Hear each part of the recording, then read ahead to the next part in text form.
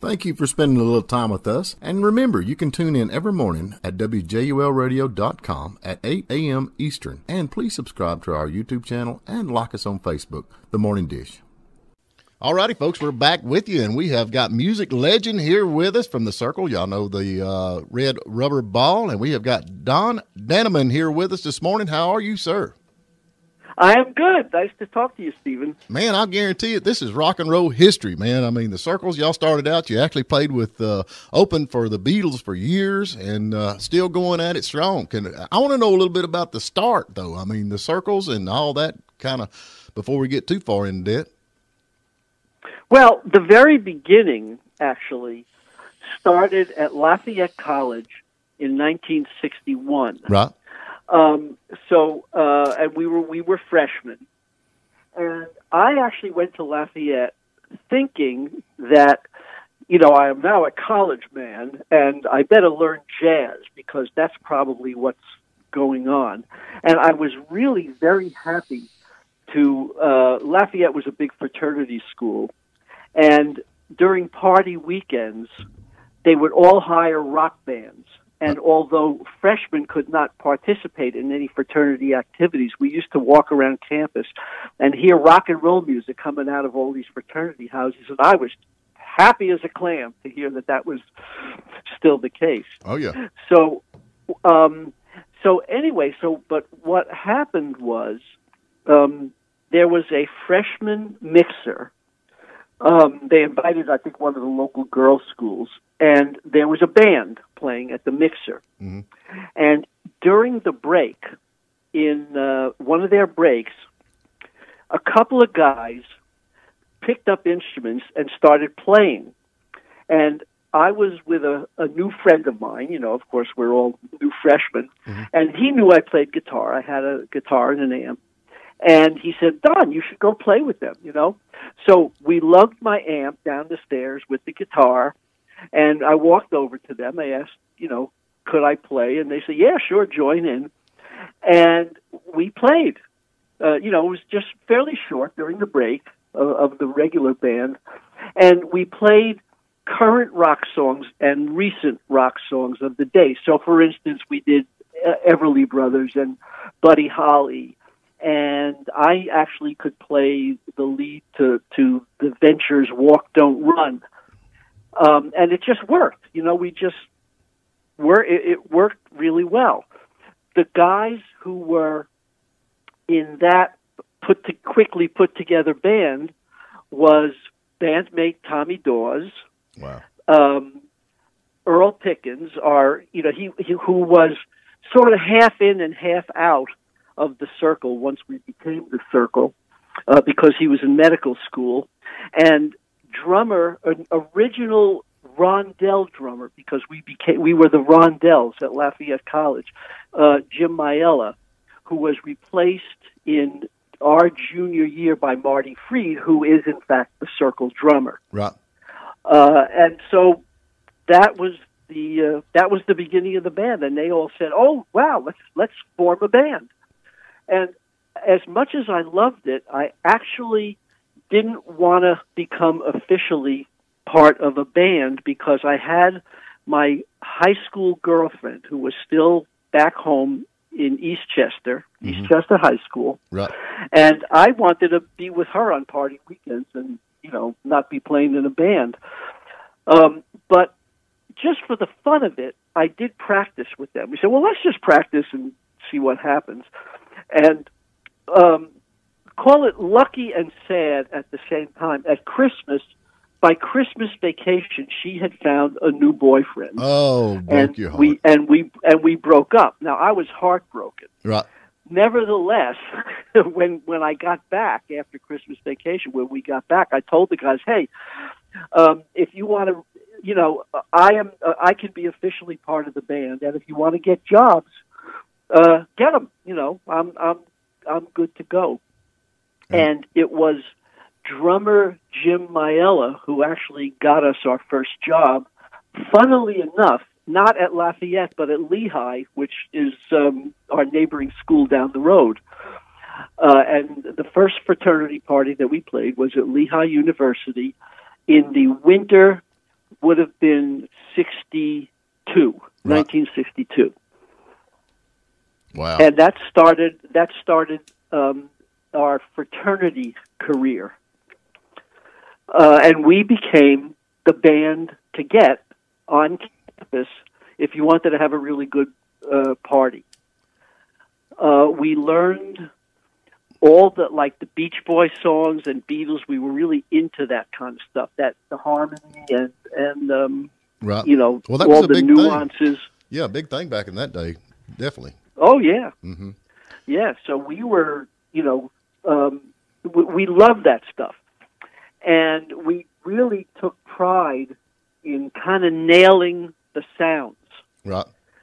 So when we did a Beach Boys song, we really paid attention to the harmony parts and how does it fit together and what are the exact chords. And the same thing with the Beatles stuff. What exactly is it? And so we had I'm going to call it a actual magic moment in the spring of 1964. At this point, we were the hot band on campus by this time.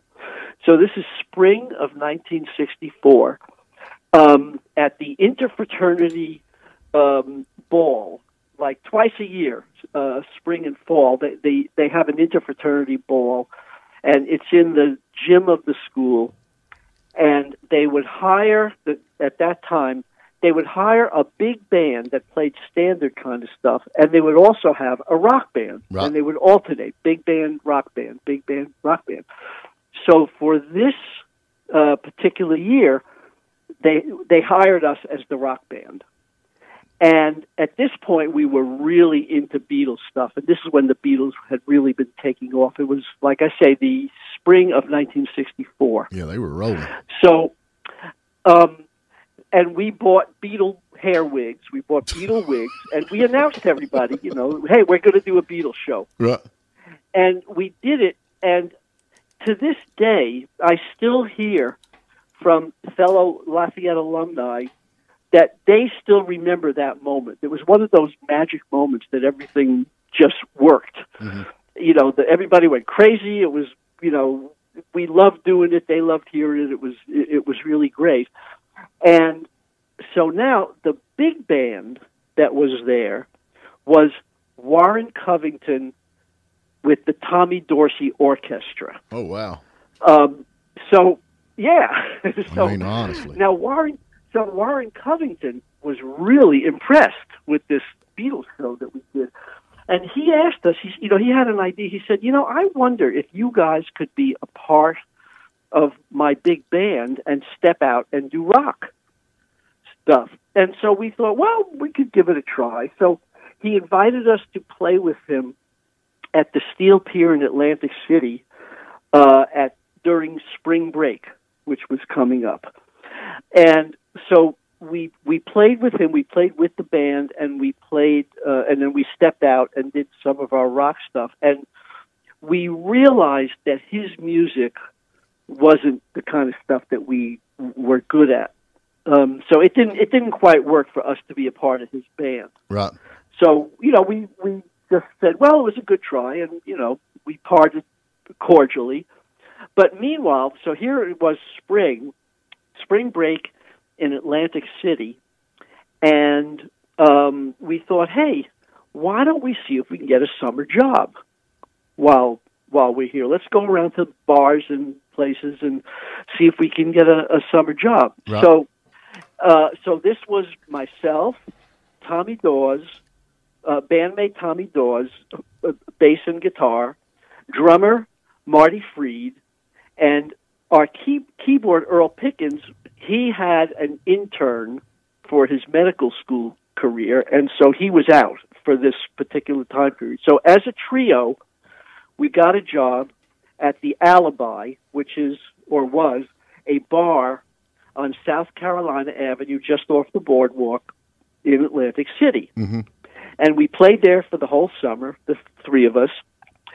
And we did the same thing the following summer. So now this is the summer of 1965, and Earl was with us at this point. So it was the four of us, and we played, I still remember this, we played 90 straight days, not a day off, from like 9 to 3 in the morning, every night, and on weekends we added 4-hour matinees. Wow. Like from 2 to 6 or something like that. That's a lot of playing. And oh yeah, and we got really good at. We called ourselves vocal jocks. Right. We got really good at sucking the microphone and pretending to scream, so that to try to save our voices. So anyway, here we are now in Atlantic City. Summer is drawing to a close, and we're basically getting ready to go our separate ways. And in walks a gentleman. I think it was Labor Day. It was definitely the end of the summer of 1965. A gentleman walks in to the Alibi, and he hears us, and he introduces himself. Hey, guys, my name is Nat Weiss. I am a matrimonial lawyer, but I am a good friend of Beatle manager Brian Epstein. Right.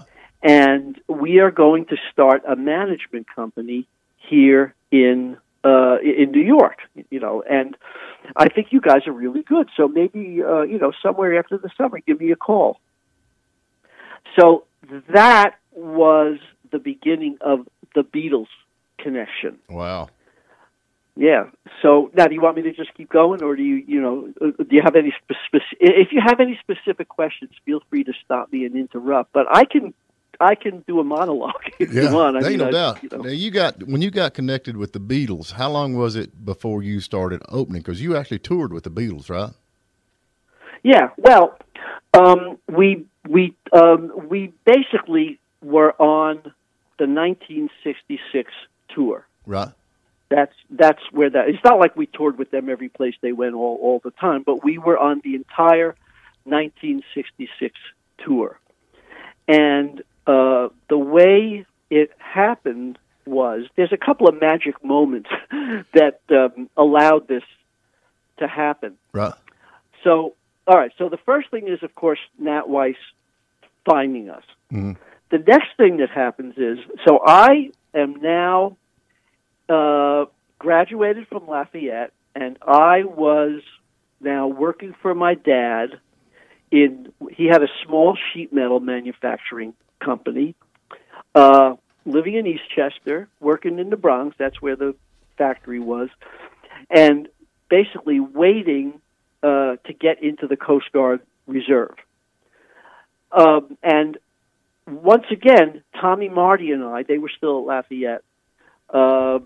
We were playing as a trio on weekends at Lafayette. It's not a real far drive. I could drive out there. So, anyway, I thought, we had a lot of people that would approach us during the Rondell career. Most of it we thought, baloney, So when Nat Weiss said he's friend with Beatle manager Brian Epstein, we thought, baloney. Right. But just for the fun of it, he gave me a card, and, I'm just sitting around one night, and I thought, you know what, I'm going to call this guy. Let's see if he's for real. Anyway, so I called him, and he remembered me. Oh, Don, yeah, how are you? Why don't you come down to the city on such and such a night, and here's the address. Go to this place, and I'll introduce you to Brian. So I'm thinking, really? Okay. There you go. So I took a buddy of mine, and we went down to Eastchester's just a suburb of New York. We went into Manhattan. He gave us the address. It was an Upper East Side, small building on a side street. So we go up. It's like one floor up. Walk up. There's a party. Nat is not there. I go in with my friend, and we're both kind of shy. We're standing off on the side. Finally, Nat comes, and I go up to him. Well, Nat, hi, how are you? Oh, yeah, Don, good to see you. Come on, follow me down. I follow him down the stairs, and we walk right outside, and there's a limo parked right out front, and in a very graciously beckoning way, I just want you to picture like a hand really extended out, as in enter the limousine. He opens the door and beckons me into the limousine, and he sits me down, And I am now face-to-face with Beatle manager Brian Epstein. Wow. Oh, my God. Yeah, that's cool. So I am trying to be cool. Yeah. And, what do you do? So I get to shake his hand. And, I said, it was kind of but first Nat introduces me. Now, I have to tell you before I tell you the introduction, I have to be honest about my musical skills. I think that I'm a pretty good guitar player. I'm not the best, but I'm okay. I'm a decent guitar player, and I'm a pretty good light rock singer, but that's who I am. But Nat introduces me, and I still remember this. This is like a videotape in my head. Brian Epstein, I would like you to meet Don Dannemann, one of the finest musicians I know. Oh, that's how he introduced me. Mm-hmm. So, okay, once again, I kind of gulped to myself. All right, so now I get to shake his hand. And it was a short, pleasant little conversation.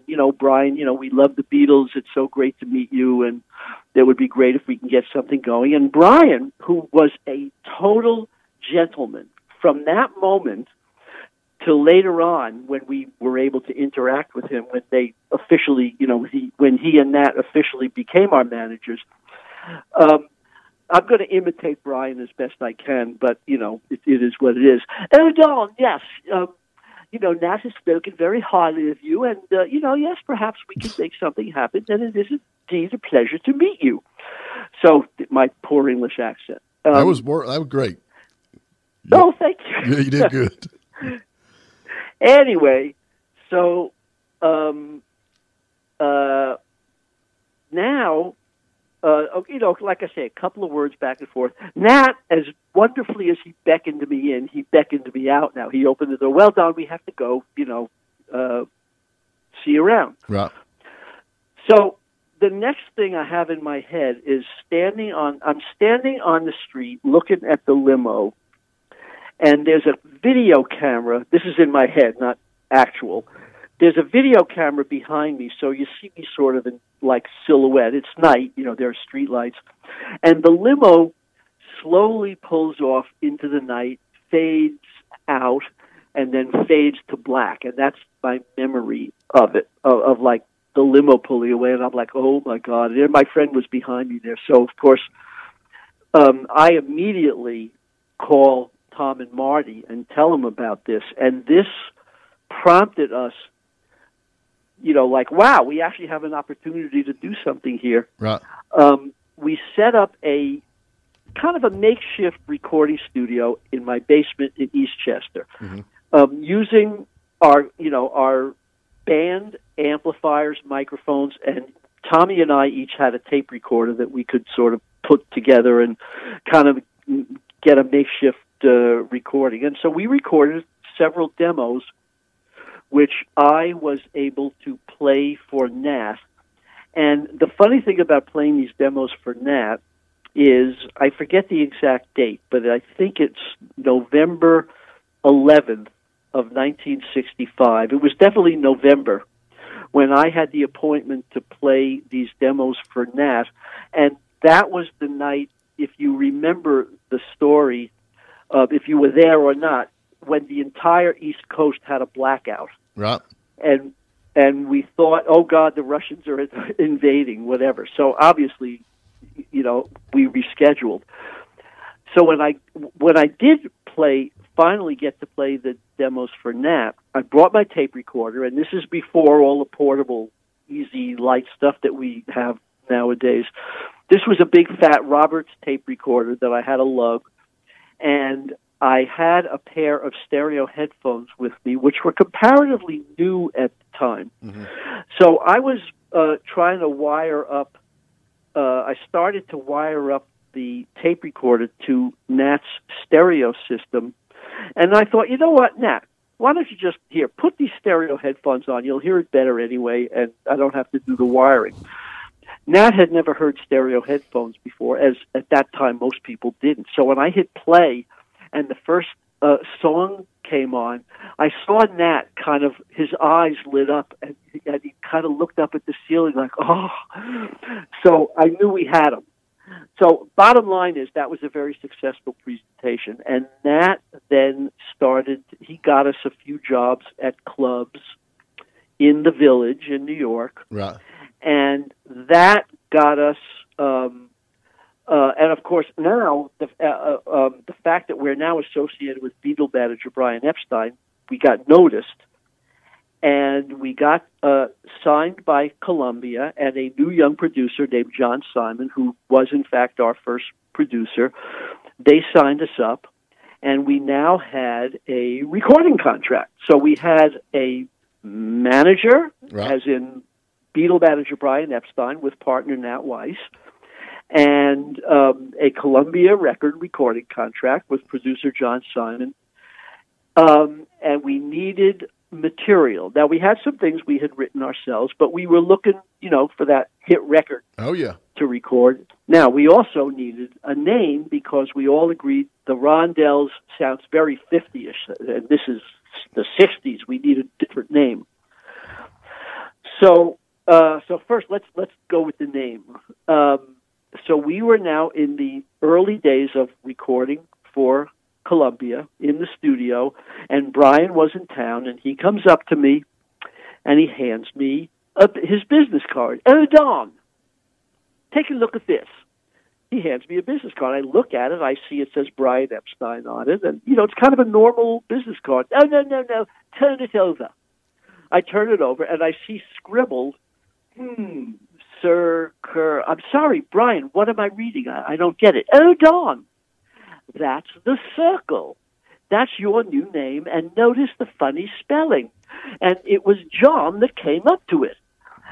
When I was in England, I asked the boys, the Beatles were lovingly referred to as the boys always. Right. I asked the boys, "Hey, does anyone have an idea for the name of a new American group that we're about to take on?" And it was John that came up with the Cyrkle with the funny spelling. And you know how John thinks, of course, that would be just like him. So I now have in my hand Brian Epstein's business card with the word "the Cyrkle" scribbled on the back, which I am very bad at keeping nostalgia. I've gotten better in my old age. But at that time, that card was in the garbage the next day, and I'm so annoyed with myself Man, for that'd doing been great that. That to would be have. worth thousands of dollars today, probably. But Yep. as well as the sentimental value just to have it. So anyway, so now that's our new name. Now, as far as Red Rubber Ball goes, obviously our first recording and big hit, bandmate Tom Dawes was hanging around the Village with a gentleman named Barry Kornfeld, who had a publishing company with Paul Simon. And Tommy heard Red Rubber Ball performed by Paul, just guitar voice, on a 45 demo record, and brought it to the band during the time when we were looking for things to record. And everybody agreed, yeah, let's give that a shot. It wasn't like everybody listened to it and said, no, that's a hit. Right. But everybody definitely agreed, yeah, there's something there, let's give that a shot. And, of course, it became a huge hit. Oh, and, Lord, yeah. You know. Anyway, so if you will permit me now, I'm going to skip forward while we're talking about Red Rubber Ball. And I just want to share my thoughts about Red Rubber Ball. Okay. The first thing I will share was, at the time when it became this huge hit, I thought, it's cute. I didn't think it was any great shakes. I just thought it's cute. Right. And wow, it's amazing that it became the huge hit that it did. That was my feeling at the time. Okay, now fast forward to, I'm thinking this would be mid-'80s now. Mm-hmm. Cyrkle is long broken up. I'm in the middle of a very successful jingle writing and audio working career for ad agencies in New York and around the country. Mm-hmm. And, you know, Red Rubber Ball and Cyrkle was basically a thing of the past for me. And we got contacted by a record label called Sundazed, which specializes in releasing old stuff, oldies stuff. And they had gotten the license from Columbia, which is now Sony, by the way, to release the Cyrkle portfolio. So they had put together like what they were how they were going to release it, and they wanted comments.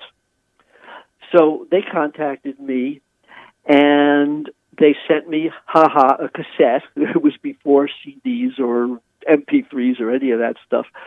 They sent me a CDs, and they said, here, they sent me a cassette, and they said, give a listen and comment. And it was pretty much chronologically presented. So the first thing was Red Rubber Ball.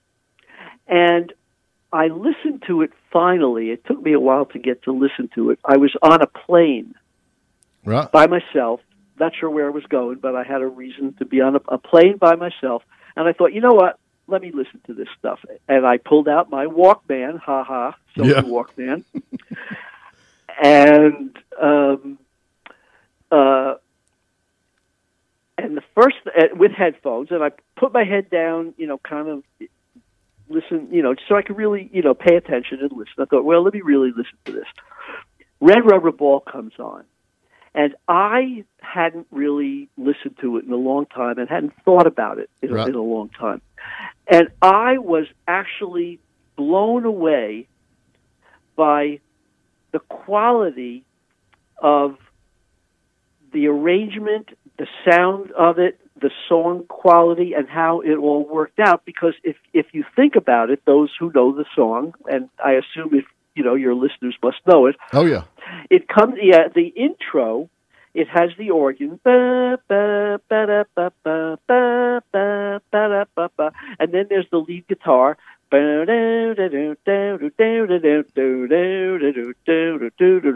when that comes on, in 1 second that it's Red Rubber Ball. Absolutely. If you're familiar with the music, there's no doubt about it. It comes on, and it's a very defined intro.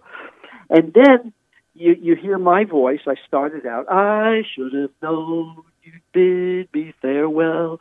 There's a lesson to be learned from this, and I learned it very well. Now Tommy joins me. Now I know you're not the only. Now I know you're not the only. We started that harmony, and we so nailed the quality. Right. Our voices blended so nicely. And I realized as I'm listening to this, I go, we really had a unique sound. Absolutely. Nobody sounded like that. It was our sound. It was totally our sound. So so all of a sudden now I had this real respect for the recording of Red Rubber Ball. And then Turn Down Day came on, similar feeling, not quite as much as Red Rubber Ball. And then when all our other recordings came on, you could hear that we actually got better in the studio. We learned technique. We learned this. We learned that. We do that, But somehow or other, the magic of Red Rubber Ball was never quite recreated. It was all good stuff, but it never, at least as I heard it then. Mm-hmm. And hence, that's why we basically broke up in early 1968, end of 67, 68. But now I want to now fast forward to present day. Right. And now present day, back to Red Rubber Ball. Present day, when we have done our revival and we perform, I have been blown away by what people tell me that Red Rubber Ball meant to them. Yeah, that means and this was new to me. I never had a clue. So, just as an example, I have three examples that I think will kind of tell the story. Right. The first one is pretty obvious. People will come up, like the meet and greet after the shows, that sort of thing. People will come up and they'll say, "Oh, could you sign this? Red Rubber Ball was my first 45. We played it to death. We loved it. It was great." And I could see that. Obviously, it was a hit. That would be a standard thing. Next one is a gentleman came up to me after one show, and he shakes my hand, and he says, "Thank you."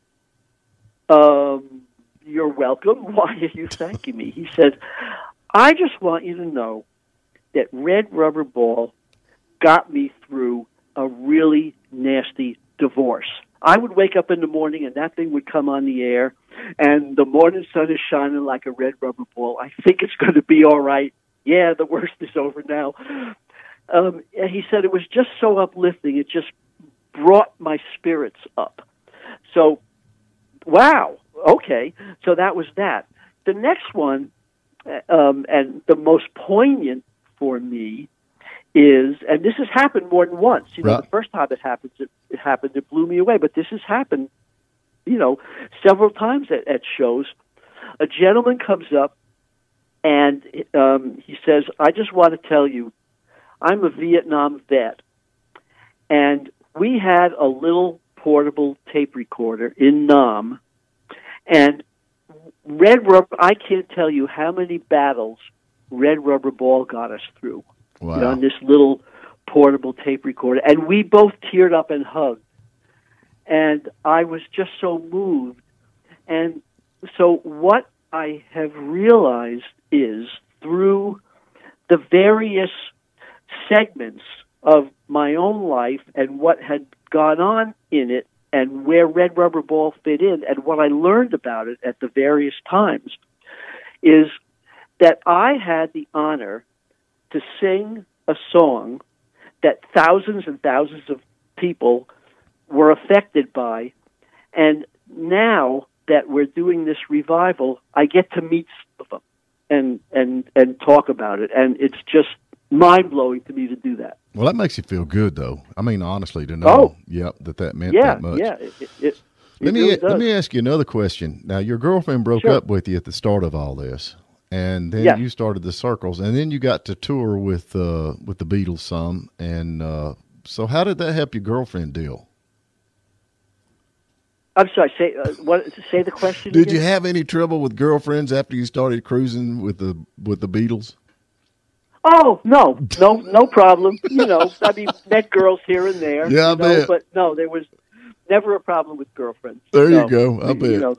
I guarantee. No, there was. I had my one problem. I learned my lesson, and I guarantee it. But anyway, that is so cool to get to tour with the Beatles. Did you ever get to hang out with them much? Yeah. Actually, I want to share with you. I'll share. Well, before I tell you about hanging out with them, let me just share with you what amazing thing for me is, because I was actually in Coast Guard boot camp. Right. I went in, I think it was late February of '66, and Red Rubber Ball was recorded and working its way up the charts. So, and Red Rubber Ball had become a hit while I was in Coast Guard boot camp. Right. And actually, and even before the Beatles tour, while I was still in boot camp, we had a chance to appear on the show Hullabaloo. And the Coast Guard, I give kudos to the Coast Guard. Man, they were really nice to me in that they actually gave me a 3-day pass to leave Cape May, New Jersey, out of boot camp and record the Hullabaloo show, which we did, and that certainly helped Red Rubber Ball become a hit. Mm-hmm. And the funny thing about that is, the following week, back at boot camp, our performance was supposed to be on the air the following week. It was videotaped. It was on the air. And I got to see it as a Coast Guard boot camp guy. Wow. With the entire dining room of Cape May watching this thing. And I remember just this out-of-body feeling when it came on, and I'm sitting there watching myself, and everybody in the dining room was cheering, "Whoa, yay, great, very cool." Anyway, but back to the Beatles tour now. So now, Nat Weiss told us that Brian has invited us to be on the Beatles tour now, coming up, and I was not going to get out of my 6-month active duty commitment until too late.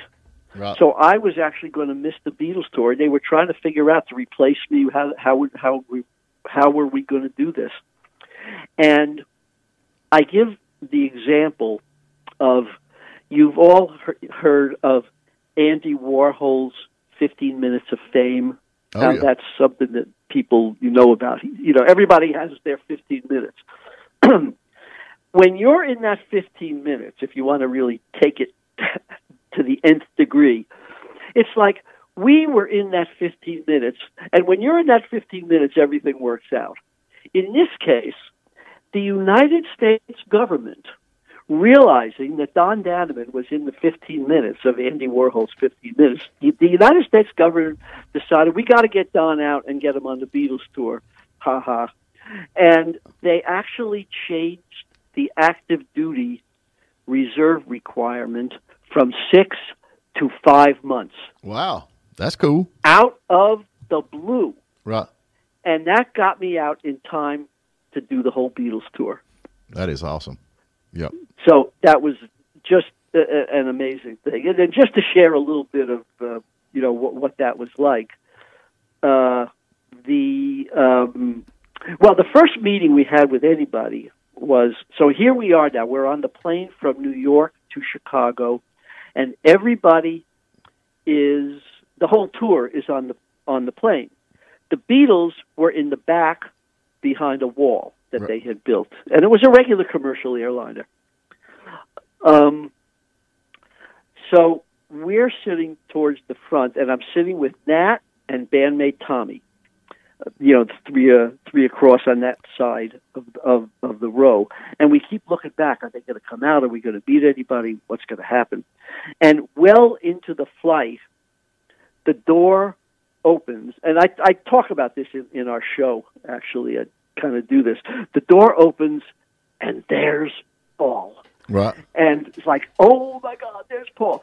Now, objectively, you can look back, and Paul looks like, and was in fact, a very jovial guy. You know, he smiled a lot. You could see because he was working his way up the plane, and he would shake hands with people. You could see he obviously knew some, and he was meeting some for the first time. And just across the board, he just looked like a jovial guy, very wanting to show that he was a good guy and meeting people and all that. So he finally gets up to us. And Nat knows him. So, through Brian, Nat, he knew all the Beatles, and Nat introduces us. So it was kind of like Don Dannemann of the Cyrkle meet Paul McCartney. And we got to shake his hand. And basically it was a few words. Wow, we love the Beatles. It's great to meet you. Maybe we get to hang out, etc. Tommy Dawes of the Cyrkle meet Paul McCartney. Right. Same thing. Wow, great to meet you. Big Beatles fan. Looking forward to chatting, etc., etc. So, and then it was very quick, short. Anyway, Paul, well, okay, nice to meet you guys. And then he turns around, walks back, disappears behind the wall. And Tommy and I spent the whole rest of the flight analyzing every little stupid word that we said to him, like, why couldn't we have been cooler and maybe make him, stay and like that. But of course, later on, we did get to hang with them. Right. So I'll just share a little bit of the first actual meeting. Right. Was not until the third show. Right. Where so now of course we were backstage and we saw them play, and we were right there, right behind, but. We hadn't really met him yet, except for Paul, that one short. So now it's the third show, and they call us back to their dressing room. So this is very surreal now because so we come into the dressing room, and they're it was like, let me think about this. It was like Ringo and John on the one couch, and then it was like Paul and George on the other couch, like kind of sitting 90-degree couches, with each other, and you kind of walked around. You got to shake each of their hand, and so Ringo just very pleasant. Hey guys, nice to meet you. Glad you're here on the tour, etc., etc. John, I still remember this because he was a wise guy. He's sitting there with his little granny glasses on. His comment that stands out to me is like, because he did name us, as you know from earlier our conversation. Yeah. So guys, have you learned to spell yet? That's John. He comes out and, in terms of like our Cyrkle spelling. Paul was like, okay, hey, great to see you again. He was that jovial, nice meeting guy. And I ended up somehow, I'm not sure how we all ended up where we ended up, but I ended up in front of George. And so now George, he's just sitting on a couch, and I ended up kind of crouching on the floor, sort of head to head now with George. And I got to say, George is the warmest guy, that you could ever meet. We just got into a real nice conversation of who you are, who am I.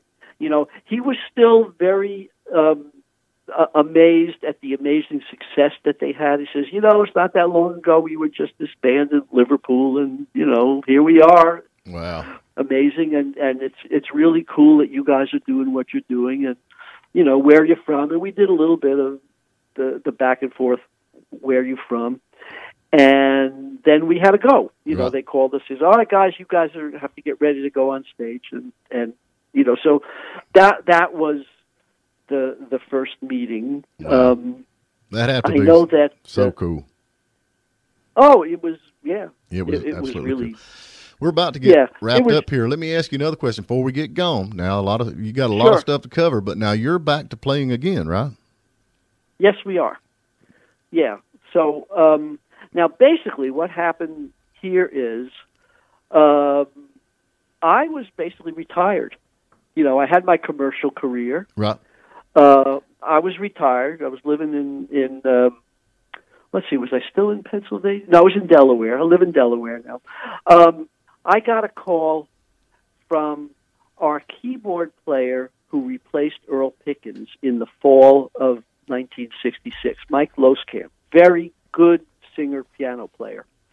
And he was with us back then, from fall of 1966. And he basically wanted to know if I would be interested in a revival. And the story there is that Mike had he had a regular full-time job. He worked for AT&T. He's retired now. Right. But he had never stopped playing in bands. He was always as a sideline playing in bands, just loved music, loved playing in bands. And he was in a band called the Gas Pump Jockeys in Columbus, Ohio, led by a gentleman named Pat McLaughlin, who I would classify as the go-getter of the band. And Pat thought, hey, Mike, you were a Cyrkle. Why can't we perform as the Cyrkle? And he was told by an agent friend of his, get one of the other original guys, and we could book you as the Cyrkle. And as you know, most of the oldies bands that you see now, there's not a lot of originals left, but there's usually each of the band will have at least one or maybe more original of the original guys. Right. Some actually don't, they just own the name. Oh, yeah. Anyway, so Pat basically is the one who talked me through, hey, why don't we do a revival? Come and meet the band in Columbus. And so the bottom line is it worked out. So we are actually a band of 6, and including myself and Mike Loskamp. Right. And we now perform. Well, we haven't performed since COVID. We finally are starting to play again. October 1st right. is our first booking since COVID in Tarrytown, New York.